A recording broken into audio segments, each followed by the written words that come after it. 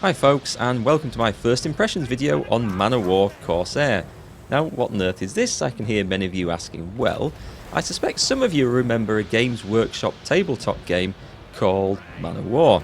It's from a little while back now, and I think I played it a good few years ago.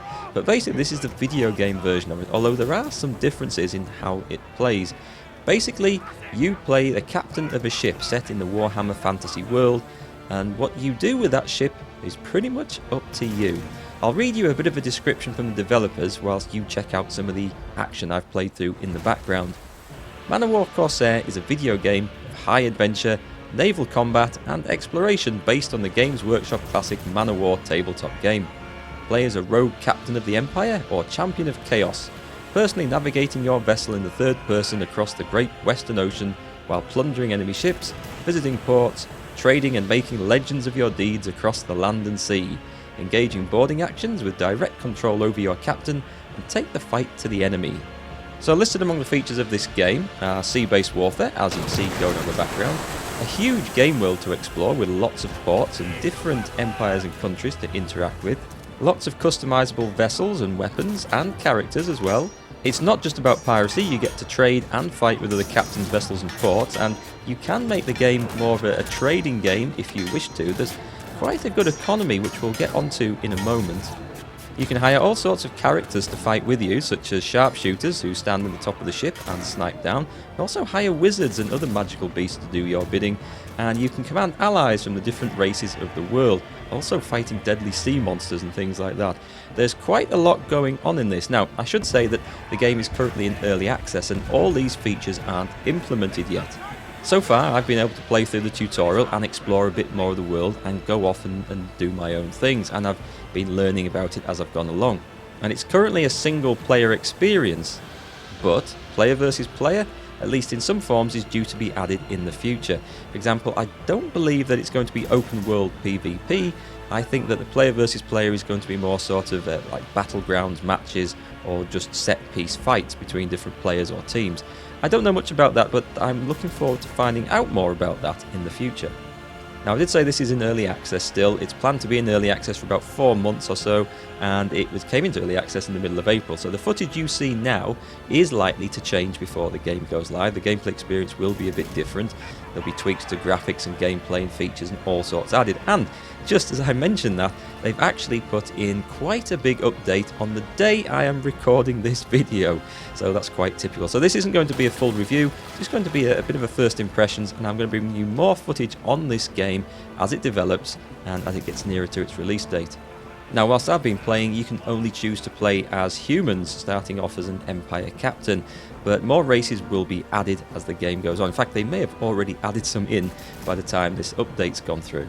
So I think the best way I can describe Man of War Corsair is like Elite Dangerous, the space trading game, but obviously based on sea and in the Warhammer fantasy world. Basically, you get to take control of a ship, and once you've got that ship, you can do whatever you want. There's lots of different factions in the game world. At the moment, there's the Empire and Bretonnia that you can interact with. You can choose to side with one or the other and help fight its wars and help its ships. In doing so, you will earn favour with that particular faction, which gives you benefits further on down the line. For example, if you've got favour with the Empire, then getting your ships repaired in Empire ports costs a little bit less. You get a bit of discount. But it's not just about fighting wars and helping factions. You can go completely rogue if you like. In fact, you can turn pirate. You will have to gain a little bit of favour with the pirate faction before they'll let you use their bases, but you can help them out, or you can just declare war on everyone, go off and do your own thing. Or if you don't fancy any of that, you can be a trader, just going from port to port and making your money as you travel, avoiding terrible sea monsters and pirates and other things on the way. Now, the sailing model in the game is pretty easy to pick up and get into. I don't know about it being super realistic. I'm not a great big sailing buff, and some of those very realistic sailing simulator type games I've tried to play in the past I found too complicated, but this is very easy to pick up. Basically, I think it's a simplified version. I don't know if they're going to change it before it goes live, but I really like it at the moment because it's so easy to play. You have a wind direction, which obviously changes as the day goes on. And sailing into the wind is very, very hard. Sailing with the wind is, as you would expect, very easy. And thanks to the little wind indicator on the bottom right of the screen, it's easy to tell which direction it's coming from. Now, if you need to sail into the wind, if that's the direction you want to go, then you sail at about 45 degrees to it, either above or below, and that's the way to move into it. I think that's referred to as tacking, but I'm not terribly familiar with all these terms. Basically, that's what you do, that's how it works. So there's a little bit of realism in there, but it's not so complicated that you can't manage it. Also, I should add that not all the ships in the game are sail-powered. You do get galleys which are rowed by oars, and well, I've seen some of the orc ships powered by giant tread wheels. I don't know if you get to control those yourself, but it might be a possibility. It's certainly something different. And speaking of ships, there are lots available. You start off with this thing that looks like a simple frigate, plenty of cannon on, but there's lots and lots of ships in the game already that you can upgrade to. And they all have different purposes. Now, they're not all available in every port, and some of the bigger ships will only be available in very big ports with big shipyards, or perhaps they'll be faction specific, so you'll have to go off to that particular empire to pick them up, which is a good idea, I think. And the ships are customizable as well. You can kit them out in such a way as to suit your playstyle. For example, you can expand the cargo hold at the cost of hit points and cannon if you want to just be a trader, or you can just go for extra cannon. You can go for reinforced bulkheads, which basically give you better protection in combat, and all sorts of things. Again, as it's in development, I think this is a good thing, and it's going to be pretty interesting to see how that pans out when it's fully released. But there's lots of options in there, and already it's one thing that's drawing me more into the game. You can see different ships, you can see different goals, different playstyles you can develop with those ships, different armaments, and it all sounds pretty interesting to me. Now, sailing around the world in these ships can take a little while, because this is a big old world and some of the ports are quite a long way apart. But you can actually speed up time. Now, whilst I've been playing, it's been limited to ×2, but I think the update is putting up to ×4, and maybe near release, who knows, they might alter that again. That makes it a lot easier to get around. Certainly a lot more fun than those long voyages between ports if you're just into trading. Oh, and while you're sailing on the high seas from port to port, it's not just pirates and orcs and chaos raiders you have to look out for. These seas are dangerous places, and there are some very big fish swimming about in them. There's also probably going to be other monsters put into the game, but geez, look at the size of this megalodon that's coming at me. Yeah, okay, that's a little bit scary. Basically, you have to keep these things away with cannon fire, but if they do get up to the ship, it's a case of shoot him in the face as fast as possible and hope he leaves you alone. So sailing around and getting between the ports is quite easy and intuitive, and it's nice and simple, and anyone can just jump into it. The combat is also very simple and intuitive. Basically, the ship you see me sailing around in here is just the starter ship. It's nice and easy to sail, it's very manoeuvrable, and it's got plenty of cannons. And the combat is dead simple to get into. I haven't read anything on the combat, but it makes perfect sense. Basically, it takes you through it in the tutorial anyway, but you've got broadsides either side of the ship. On this one, that is, some of the ships have fore and aft guns as well, and there are lots of different armaments. Some of the orc ships you'll see are chucking rocks at me, cheeky beggars. Anyway, lots of options there, but basically in this you just sail around, you line up the enemy ship with a broadside, and you just move the mouse up and down to adjust the trajectory of your cannons. It couldn't be much simpler, and you've got aiming assistance guides on the screen to help, and you just press the trigger when you think you're aiming in the right direction. And there's a short reload, and you're off again. So it's dead simple. The ships do have hit points, and you can see them getting worn down. And it seems to be most of the time that you have to reduce a ship's hit points to 0 to sink them. However, if you look at the damage panel, my own is on the bottom left and the enemy's is on the top left, you can see that you can actually knock out different parts of the ship. And some ships do actually sink before their hit points are reduced to 0. So it's just a guide. And I do wonder how much they're going to develop this particular aspect of it, knocking out perhaps the masts or sails of a ship, which would render it immovable, which would, I guess there's no rescue from that. I don't know.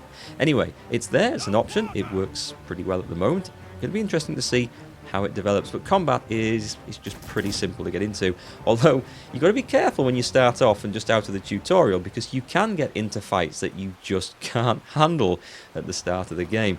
Or at least I certainly did, and had a few rude awakenings, but it's all good lessons. So once you've pounded on the ship, if you want to, you can close in and board it. This works better, obviously, if you have a large crew. So boarding actions are very simple. You just sail up alongside and press a key to start boarding. There's nothing more to it than that. And once you get into the boarding action, this is where the personal combat starts. See, my captain is armed with a gun of some sort. Looks like an old blunderbuss, but there are different weapons available. And later on in this game, I think I upgrade him to a 6-barreled repeater handgun. That one is particularly nice. But the combat is very simple. It feels a little bit limited in movement at the moment, and I don't know if they're going to work on that. You see my commander's waddling around as if he's filled his pants in fear. But basically you just move around, point the gun at what you want to shoot, and press the trigger. You do have to be pretty careful at what you're aiming at, however, as you can put on a bit of friendly fire with this and knock down the health of your own men. But it seems to work pretty well. I'd like to see melee combat added to this. I think it would be awesome rushing into combat with cutlasses and sabres and boarding axes and things like that. But who knows, that might already be on the cards. At the moment, there's just a choice of 4 guns that you can equip your captain with. There's also a sharpshooter who, in my boat, is sitting up in the crow's nest firing down.